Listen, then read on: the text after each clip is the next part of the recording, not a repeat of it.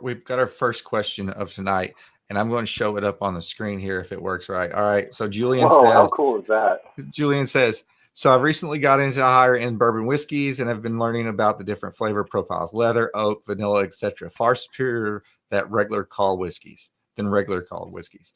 Coffee is the same, I'm sure. Which profiles do you prefer and look for in some of your favorite coffees? So I'm going to jump in on that one. Yeah.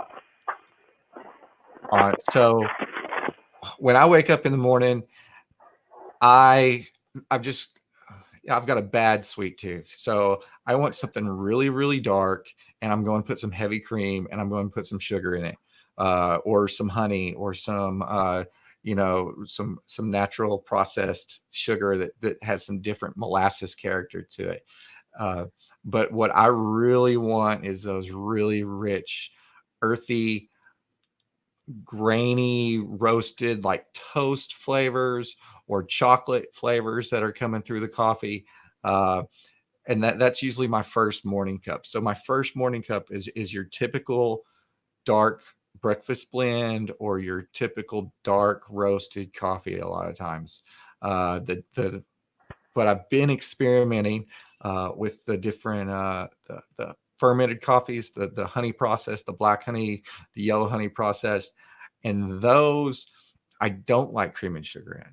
Those I like maybe a Chemex pour over later on in the day for a nice cleaner cup, where the flavor profile's more light and not necessarily relaxing because it is coffee, but it's just got a different feel. I mean, I can do one of those other coffees in the morning, but I'd a lot rather have a darker, maybe a medium roast coffee with some cream and sugar in it to blend it out first thing in the morning. That's my sweet tooth.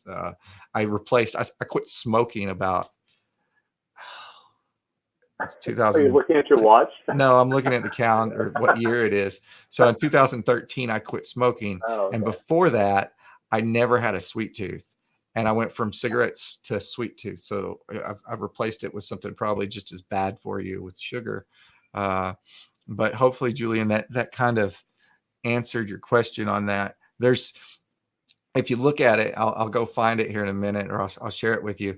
There's a flavor wheel done by the Specialty Coffee Association, and there's like 260 or 340 or something different flavor notes that you can identify in coffee, way more than wine. I know some people get upset, but way more than whiskey, but there's just more varieties to it that those flavors really come out, from everything from lemon and lime on an Ethiopian or one of the floral coffees from Africa, to some really dark, almost rubbery accents that you get from like a dark roasted coffee. Joseph, for you? I'm similar. I have a strong sweet tooth as well. I don't drink sugar in my coffees, but I like cream. I like milk in my coffees or cream. But for me, I go back to African coffees a lot. I like those really high acidic, very sweet coffees. Sometimes, so you get some floral notes, as you said, jasmine. You get some and there's this. I'm trying to remember which coffee it was, but it had growing up, my grandmother used to eat grapefruit, and I hated grapefruit because it was like sour tart and everything. It was just too much. But there was this coffee I had, and it was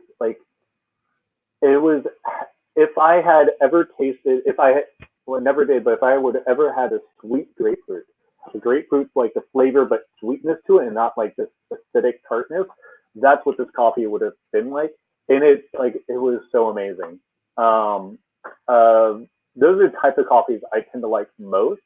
But I like finding coffees that have very subtle flavors. I like some of the nutty flavored ones that have some subtle nut flavored coffees and stuff like that. But those are the kind of things I typically go for.